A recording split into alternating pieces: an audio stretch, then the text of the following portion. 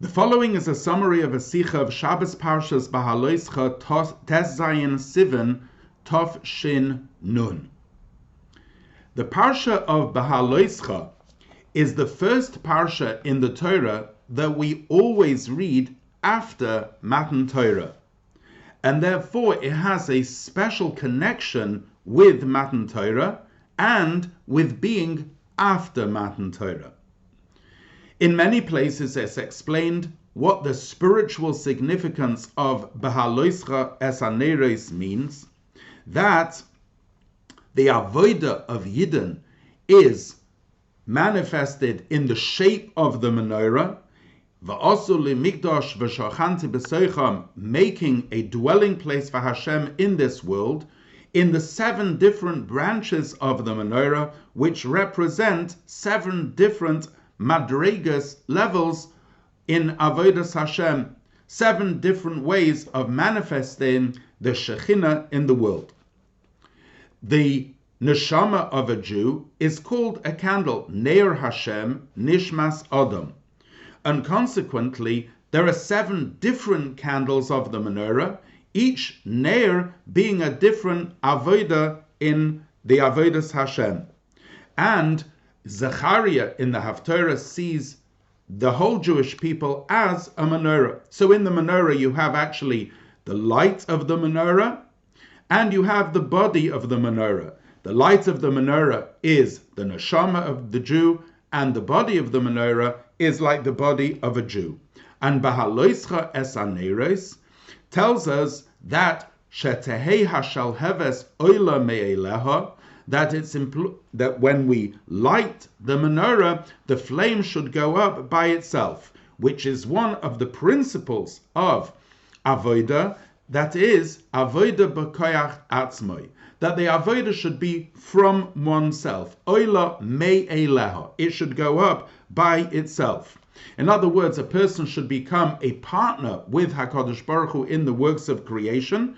As is known, the greatest pleasure that a person can have is when they also take part in Adam le'amal yulad, man being born to toil, the Avodah which is done b'koyach atzmai. And as explained in the Rambam, that a Yid has bechira chofshis, free choice.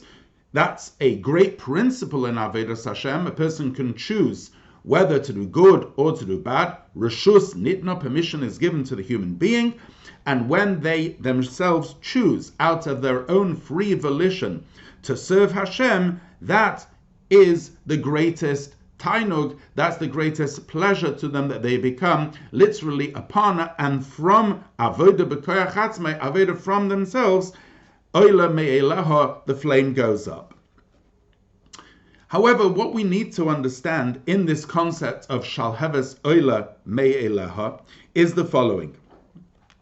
We know that in Avodas Hashem, Chazal tell us that there needs to be, in the kindling of the menorah, one who kindles the menorah. And that is HaKadosh Baruch Hu. He gives a Yid a neshama, and that neshama, HaKadosh Baruch Hu gives all the necessary koiches that it needs in order to fulfill its avodah. And not only that, HaKadosh Baruch Hu helps the Yid fulfill that avodah. In fact, were it not for Hashem helping the person, they would not be able to succeed. If that's the case, surely that's a contradiction to the idea of shalheves oila me'eleha.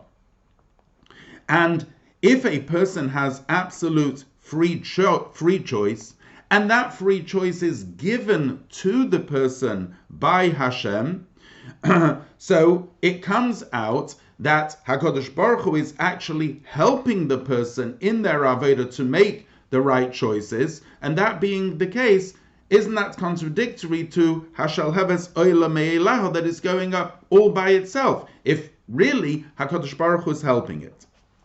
One of the explanations of this is, we have a halacha that Messiah ein boi mamash, that somebody who is just aiding or assisting, that's not considered a great help in the matter, and they're not complicated, if you want, implicated in any punishment. It's not considered as part of their deed.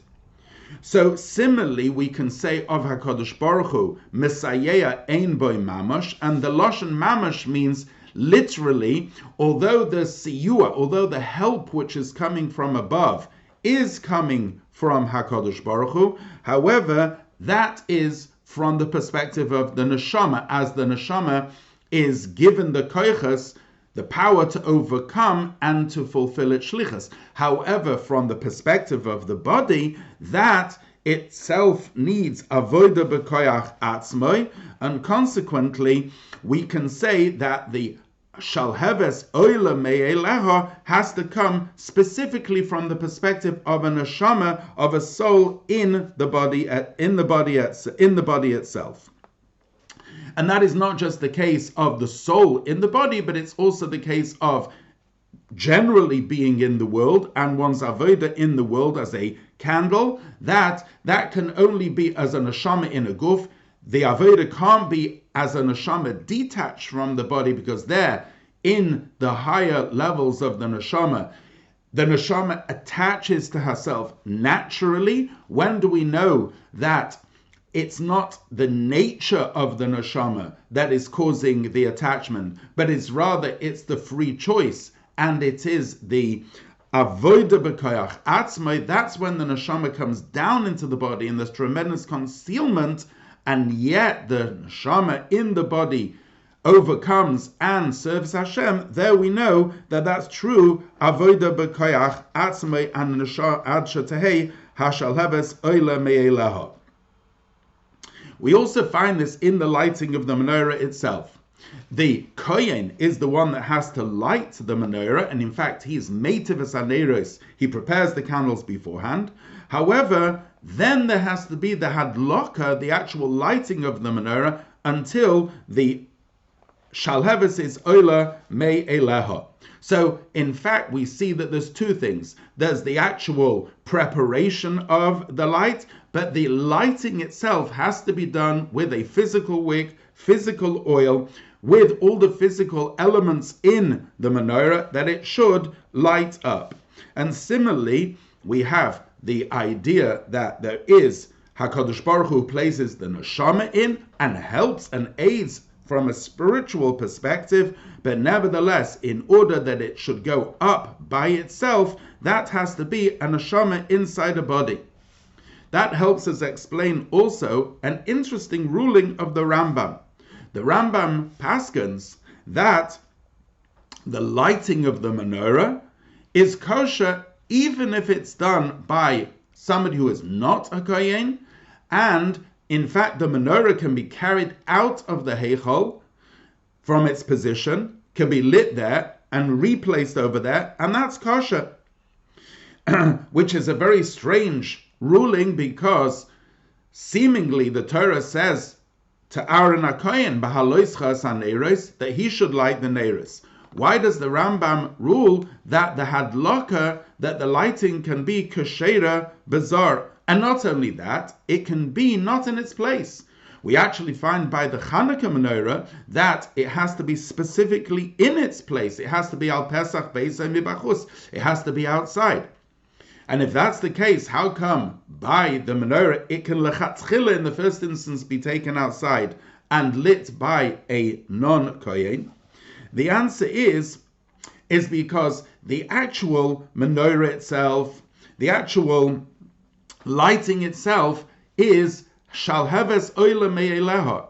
It has to be going up by itself. It can't be with the pu'ula, with the action of the kohen, of the madlik, of the one that's lighting, but rather it has to actually go up by itself, which means that the kavana, the intent of the lighting of the menorah is not just the lighting, but it's that the menorah should be a light. And the menorah represents the Jewish people, and consequently that being a light of the menorah can be done even by somebody who is not a kohen. And that can be done outside the heichal. However, we still need to understand in this concept of avodah b'koyach atzmoi, of shalheves oila me'eleha. We find that the Torah says, Lo yidach mimenu nidach, which means that ultimately all Yidden will do teshuvah. And in fact, it says that there is a promise in the Torah, Behaalosecha saneres. It's not just telling you a command that you should light the candles, but the candles will eventually go up. Rather like Avas Hashem, it says, V'yahavtas Hashem lekecha. It's not just a command, but it's also an expression of the promise. In other words, there's a promise here that all souls, all neshamas, will eventually go up by themselves. Where does this promise come from? If it has to be me'eleha, isn't that a contradiction to bechira chavshis, to free choice? The answer is that if it would be imposed from above, then it would be a contradiction. However, since a Yid has a neshama, and ultimately that neshama wants to do the Ratzon of Hashem, it's only that the Yetzer Hara is stopping it doing from what Hashem wants. Therefore, it's possible that it should go up me'elah, from itself, as long as the person decides to do it. And hence, lo yidach mimenu nidach, there is the promise that ultimately all will have that capacity. Now we understand the connection between why Parsha Behaalosecha is always after Matan Torah. Parshas Nosei can sometimes be after Matan Torah, can sometimes be before Matan Torah. However, Parshas Behaalosecha is always after Matan Torah. Torah is the ability to fuse heaven and earth.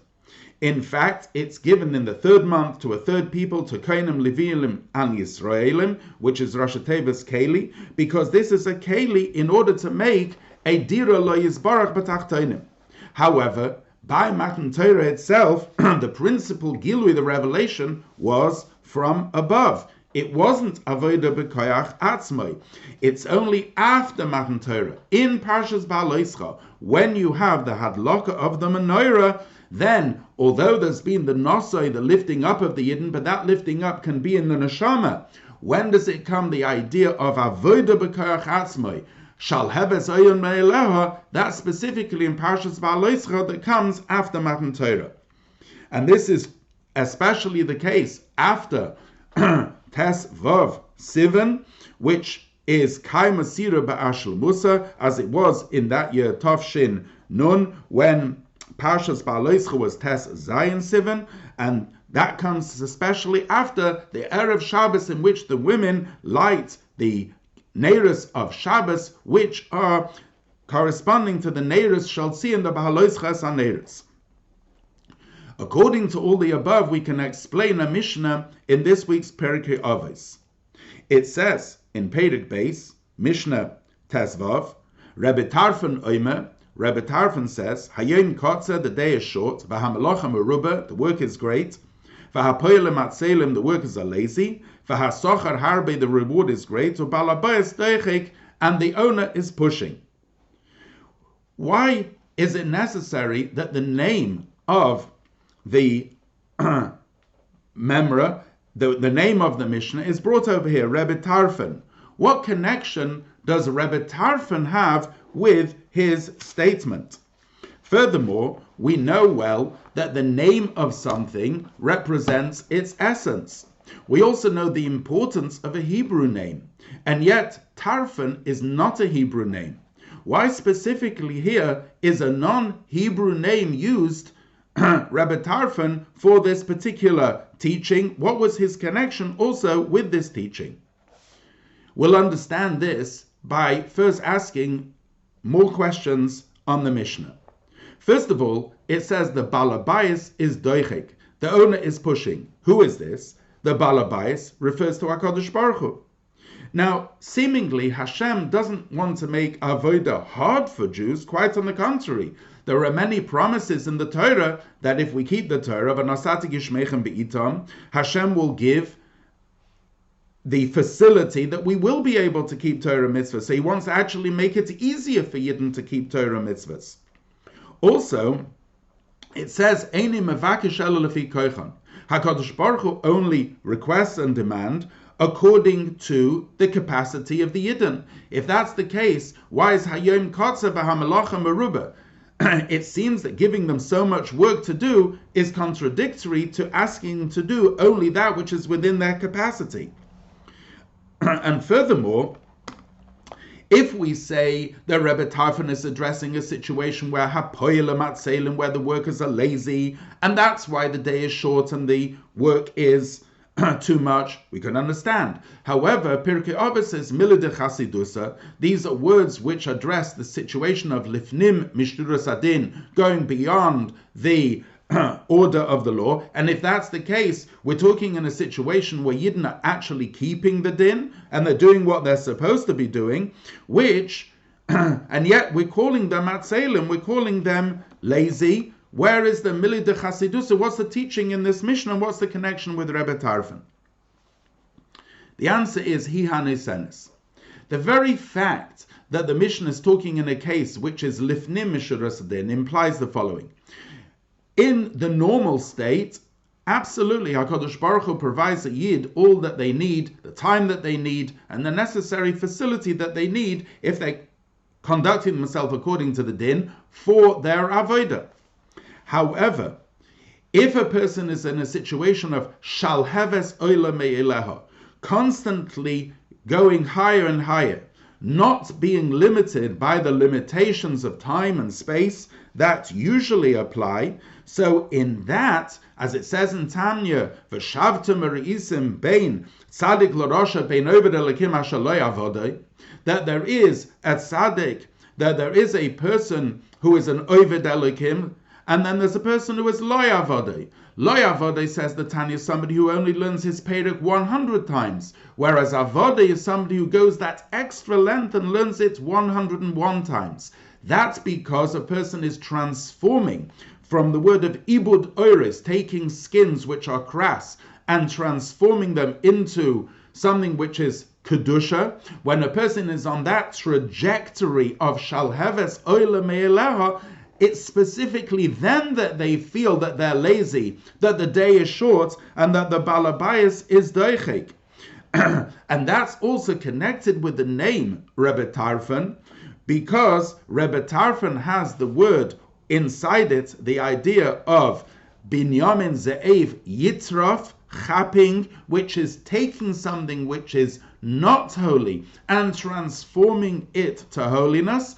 And this is the idea over here, that when a person is in that trajectory of shalheves oila me'eleha, of constantly going up, of milsa de chasidusa, of avodas elokim, of going beyond the limitations that we usually have, but going up like a flame, when a person feels that, then they need to chap, if you want. They need to grab that even though they understand that the day is short and the balabais is pushing and the workers are lazy and the malacha is great, that's why they grab the opportunities that they have in order to serve Hashem in those opportunities.